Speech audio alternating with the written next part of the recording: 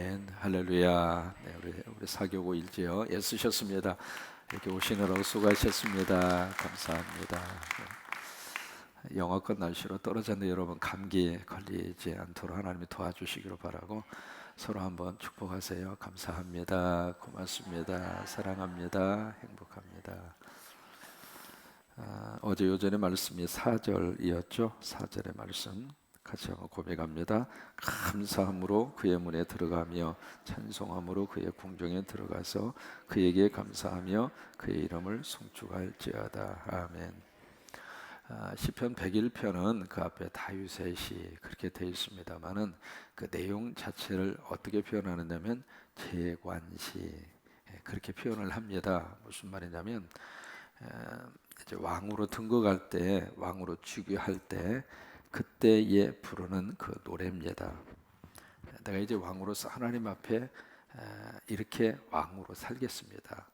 어떤 하나님 앞에서 하는 대통령 선서, 하나님 앞에서 하는 통치자로서의 자기의 자세, 그것이 이제 담겨져 있는 것이 시편 101편의 그 내용입니다. 마치 이렇게 한번 기억을 해보실까요?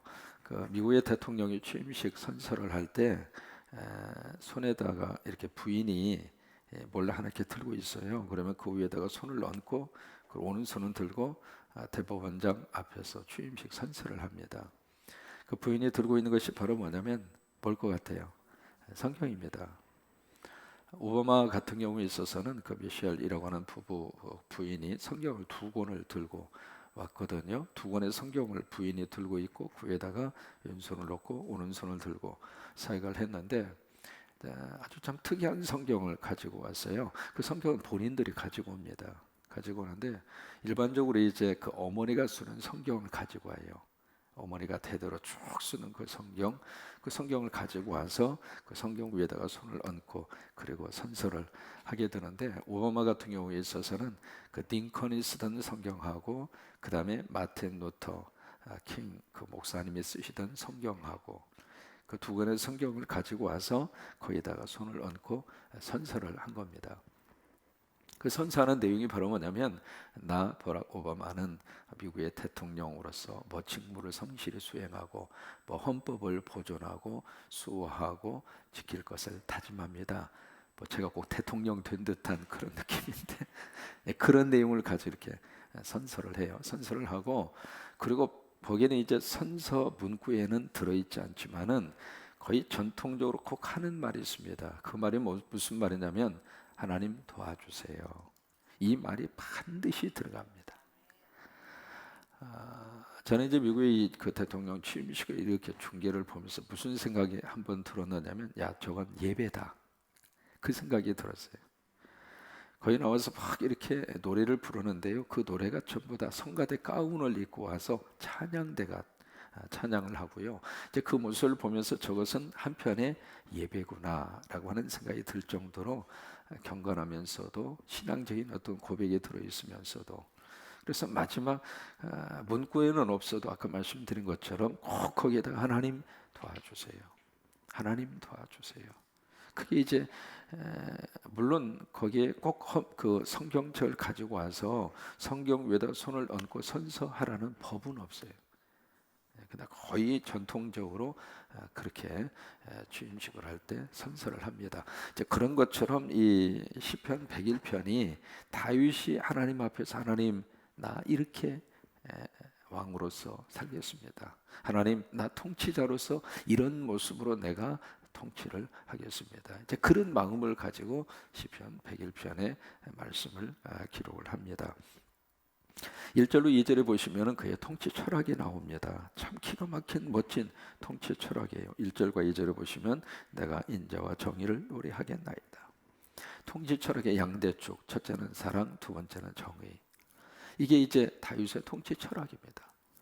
여러분 이것이 나라의 가장 중요한 근간을 이루는 양대축입니다. 한편으로는 사랑이 있어야 되고 한편으로는 의가 세워져야 되고 그러니까 이 정의라고 하는 말, 이 저스티스라고 하는 말 참 많이 하잖아요. 정의, 사회, 구현 뭐 그런 이야기 많이 하잖아요. 그러니까 어떤 법이라고 하는 것을 딱 정해놨으면은 그 법 앞에 모든 사람은, 우리가 흔히 하는 말이 있습니다.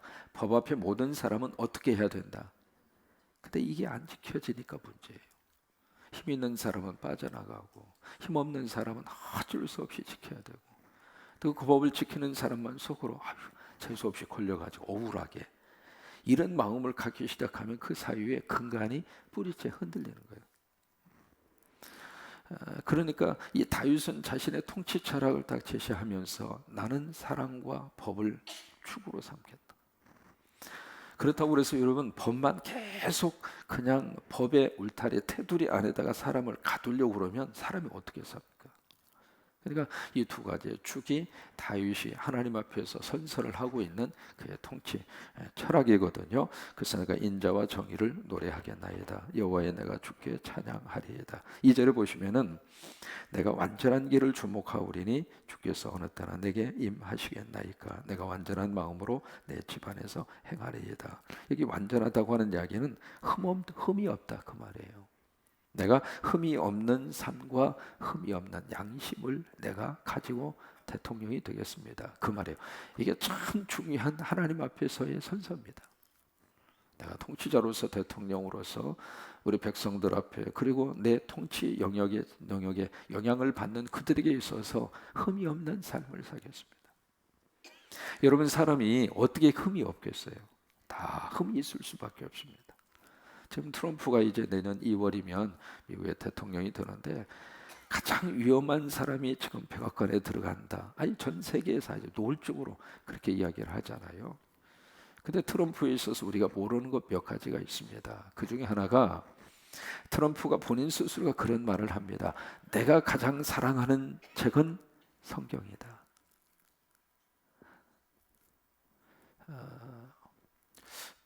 그런 면에 있어서 이쪽에 민주당의 힐러리 후보자보다도 훨씬 더 복음적인 사람이 트럼프예요. 그래서 이제 미국의 백인 크리스찬 83%가 트럼프를 몰표를 준 거예요. 지금 예수 믿는 사람은 지금 뭘 보고 있느냐면 이 정권이 하나님의 말씀대로 가고 있는가, 그렇지 않는가, 그걸 보는 거예요. 그러니까 도덕과 윤리적으로 흠이 있는 사람이라 할지라도 말씀을 붙드는 사람이라면 희망이 있다, 그렇게 본 거죠. 말씀을 기준으로 삼는 사람이 오히려 이 나라에게 더 필요하다. 그러면서 거기에 이제 예수 믿는 사람들이 지금 가장 신경을 쓰고 보는 것이 두 가지예요. 첫째는 낙태 문제입니다. 민주당 정부 같은 경우에 있어서는 낙태를 거의 다 제한 없이 허용을 했습니다. 1년에 그 낙태를 통해서 죽는 생명이 헤아릴 수 없을 정도로, 그러다 보니까 성적 문란이 일어나게 되고, 그 다음에 두 번째로 지금 관심을 가지고 보는 것 중 하나가 동성연애 문제입니다. 오바마 행정부의 이 동성연애 문제는 굉장히 많이 자유를 주었고 50개 미국의 주 가운데 동성연애를 합법적으로 허용을 한 주가 벌써 30개 주가 넘었습니다. 그러다 보니까 미국에 있는 이 예수 믿는 사람들이 이렇게 가다가는 미국 이 나라가 동성연애에 완전히 활개를 치는 나라가 될 것이다. 그래서 거기에 대한 우려를 가지고 있는 그 순간에 이 트럼프 진영 공화당 지역에서는 우리는 동성연애 반대한다. 그래서 이제 그쪽으로 표가 몰려지게 된 거예요.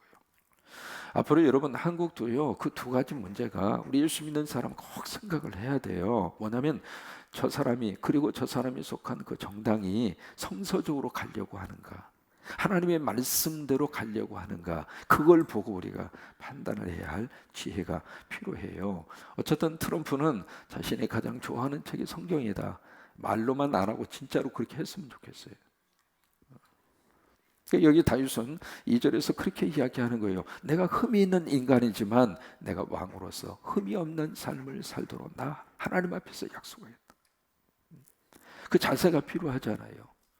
저도 지도자라면은 계속해서 실수하는 모습을 연속적으로 보여주기 시작하면 어떻게 믿고 따릅니까?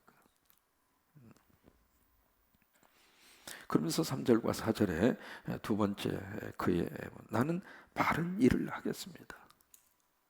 이것이 이제 다윗의, 그러니까 1절과 2절에 나는 바른 목표를 가지고 통치하겠습니다.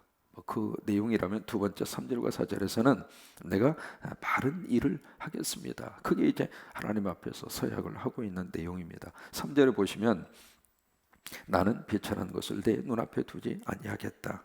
비천한 것이라고 하는 것은 타락입니다. 나는 타락하지 않겠다, 그 말이에요.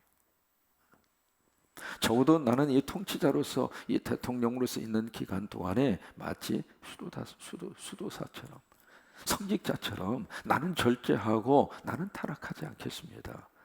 그런 마음이 좀 있어야 되지 않겠어요? 그런 어떤 그 순수함이 있고 그런 것들이 이렇게 보여져야 국민들에게 감동을 줄 수 있고 그런 거잖아요. 이제 바로 그겁니다. 그래서 나는 타락하지 아니할 것이다.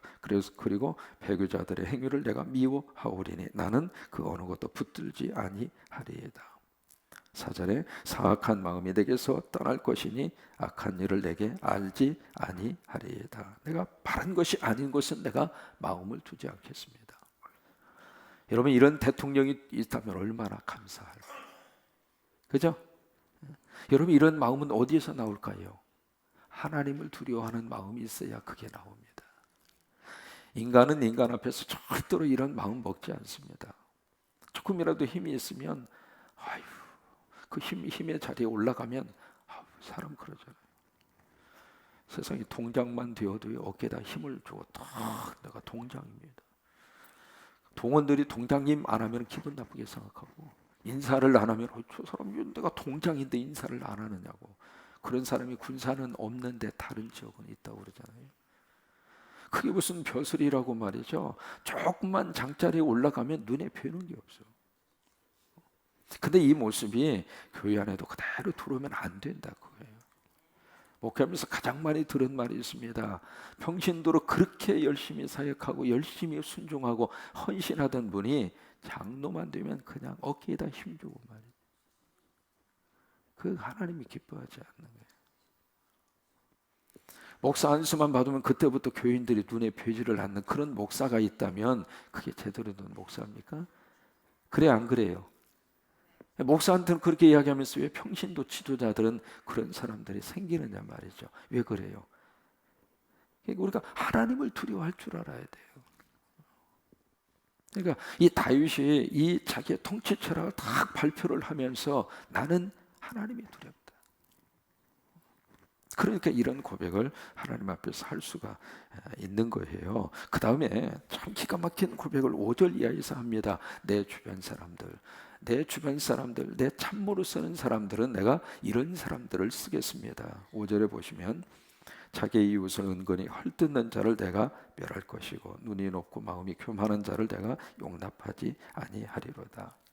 이런 사람은 내 참모진에 절대로 내가 기용하지 않겠습니다. 순실이 같은 사람은 내가 기용하지 않겠습니다. 무슨 놈의 순실이 때문에 세상에. 그리고 6절에 보시면 내 눈이 이 땅에 충성된 자를 살펴 나와 함께 살게 하리니 완전의 길에 행하는 자가 나를 따르리로다. 이런 사람을 내 참모진으로 기용을 해서, 왜요? 통치자는 혼자 통치를 못하거든요. 그러니까 좋은 참모진이에요. 좋은 참모진. 레이건이 미국의 대통령이 되었을 때 많은 사람들이 그 배우였던 사람이 무슨 대통령을 할 수 있을까 그랬어요. 그때 레이건이 한 말이 있습니다. 나는 내 머리는 안 좋아도 머리 좋은 사람은 내가 고를 수 있다. 그래서 그분이 대통령 탁 마치고 퇴임했을 때요, 와, 전부 다 엄지손가락을 축여서 하면서, 이야. 뭐냐면 그게 참 지혜로운 모습 가운데 하나잖아요. 그러면서 7절에 거짓을 행하는 자는 내 집 안에 거주하지 못하며 거짓말하는 자는 내 목전에 서지 못하리로다. 정직한 사람만 내가 참모로 쓰겠다. 대통령 주변에 과연 이런 사람이 조금이라도 있었다면, 대통령 주변에 진정으로 이야기하는 사람이 있다면, 물론 조금만 말을 비칠 때마다 다 잘라버렸죠. 그렇게 해서 철저하게 자기의 귀를 막았습니다마는 그래도 양심을 걸고 또 이야기하고 또 이야기하고 또 이야기하고 그렇다면 그도 인간인지라 뭔가 생각을 하지 않았을까? 그런 사람이 없으니까 아예 그냥 자기의 이권만 생각하고 거기를 통해서 뭔가 하나라도 얻어먹을 사람들이 그 주변에 포진을 해서 국민들의 어떻든 서민들이 어떻게 살든 눈물을 흘리면서 그냥 벌어먹고 살려고 무진내를 쓰는 일반 백성들이야 허리가 휘어지든 뭐 코가 석자를 빠지든 안중이 없는 사람들만 옆에 붙어가지고 자기 라인 챙겨서 뭘 챙겨 먹으려고 하는 사람들만 있다면 제대로 되겠느냐. 저와 여러분이 정말 함께 기도하기를 원합니다. 우리가 남 비난하기는 쉽습니다. 어떻게 대통령이 저럴 수 있느냐 말하기는 쉽습니다. 그러나 정말 이 나라의 미래를 놓고 기도하는 사람은 많지 않습니다. 근데 필요한 것은 전자보다도 후자입니다. 정말 하나님이 이번 기회가 우리나라가 바로 세워지는 기회가 되게 하여 주옵소서. 정말 하나님 두려워하는 지도자가 설 수 있도록 그렇게 해서 뭔가 근본적으로 뭔가 이렇게 새로워져야 하는 그런 순간이 지금 왔잖아요. 어쩔 수 없이 그런 기회가 지금 우리에게 주어지게 됐는데 그래서 하나님께서 정말 도와주셔서 거짓말이 항상 들통나는 게 축복이에요. 거짓말은 감추어질수록 자기가 죽습니다. 그러니까 거짓말은 자꾸 드러나야 돼요. 하나님이 살아계신다면 거짓말이 감추어질 수가 없어요. 그러니까 드러나야 돼요, 거짓말이. 그러니까 그리고 거짓말하는 사람이 내 곁에 오지 아니하도록. 참 그 이래서 다윗이 지금 이제 다윗이 그 예루살렘을 수도로 정한 지가 지금 3,000년이 넘었습니다. 헤브론 사람들이 여부수 사람이 가지고 있었던 그 예루살렘 그곳을 빼앗아 가지고 그것을 다윗성을 만들고 거기에다가 예루살렘 수도를 만들었는데 그래서 이 다윗이라고 하는 사람이 이스라엘의 가장 중요한 기초를 다 다진 분이거든요. 근데 지금도 그 많은 세월이 지났음에도 이 유대인들의 머릿속에 다윗 하면 와. 그리고 그렇게 좋으니까 자기 자녀들 이름을 데이빗, 다윗 그 이름을 그렇게 많이 짓는 거예요. 예, 마음속에 그런 사랑과 존경의 마음이 있으니까 참 우리나라도 그런 왕들이 있었잖아요. 세종대왕 참 존경스러워. 세종대왕이 이렇게 통치했던 철학을 보면 세상에 그 옛날 어떻게 그런 마음까지 세종대왕이 가질 수가 있었겠는가. 심지어 말이죠 장애우까지 철저히 챙긴 분이 세종대왕이더라고요. 그리고 여성의 출산휴가 세상에 그 옛날에 여성의 출산휴가를 그렇게 오랫동안 준 분이 세종대왕이에요. 그런 분이 다시 한번 대통령이 됐으면 좋겠어요. 그런 분. 그래서 마지막 8절에 그렇게 고백합니다. 아침마다 내가 이 땅의 모든 악인을 멸하리니 악을 행하는 자는 여호와의 성에서 다 끊어지리로다. 이게 다윗의 고백이면서도 우리가 하나님 앞에 이런 고백을 올릴 수 있게 되기를 바라고요. 그러면서 1절에 그렇게 중복해서 나오는 단어가 있죠. 노래하겠고 찬양하겠습니다.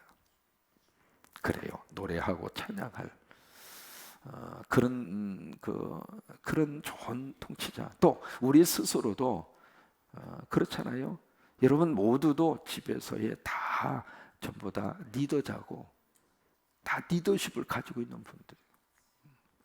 그래서 하나님 앞에서 사랑과 정의로 노래하고 찬양하고 그런 역사가 임할 수 있게 되기를 바랍니다. 우리가 이렇게 신앙생활 하면서 정말 목이 쉬도록 불러본 찬송 한두 곡 정도는 꼭 갖는 게 복이에요. 정말 눈물을 펑펑 쏟으면서 그냥 그 찬송을 부르면서 그냥 하염없이 통곡이 나오고 그러면서 하루 종일 그 찬송을 불러본 찬송 한두 곡 정도는 이렇게 마음속에 꼭 가져보는 것이 축복이에요. 저는 개인적으로 두 곡이 있어요. 첫째가 28장 복의 구름 강림하사.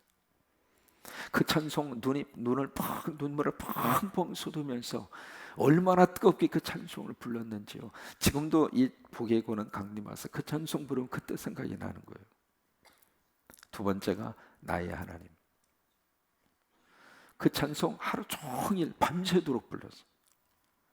부르고 또 부르고 또 부르고. 그러니까 그 찬송만 부르면은 그때의 감격이 다시 이렇게 살아나는 거예요. 살아나는. 그런 것처럼 우리가 하나님 앞에서 정말 노래하고 찬양하는 수없이 많은 찬송가, 보험성가가 있는데 그 중에서 정말 내 마음에 깊은 감동을 주는 찬송가, 보험성가. 살아있는 사람은 소리를 냅니다. 죽은 사람은 소리가 사라집니다.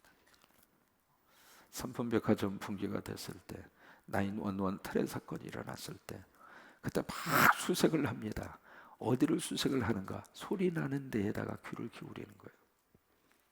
살아있는 사람은 뭐라도 자기 소리를 내는 거예요. 돌멩이 가지고 똑똑똑 하든지 사람 살리라고 소리를 지르든지 뭐라도 하는 거예요.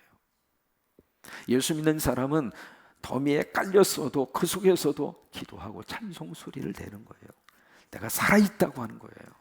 내가 영적으로 죽지 않고 내가 지금 영적으로 완전히 여기 깔려서 이제 끝났다고 포기하지 않고 하나님 앞에, 하나님 나 살아있습니다. 나 지금 소리를 냅니다. 그게 기도고 그게 찬송입니다. 오늘 요절의 말씀 1절입니다. 시작. 내가 인자와 정의를 노래하겠나이다. 여호와여 내가 주께 찬양하리이다. 다시 한번 하실까요? 내가 인자와 정의를 노래하겠나이다. 여호와여 내가 주께 찬양하리이다. 아멘.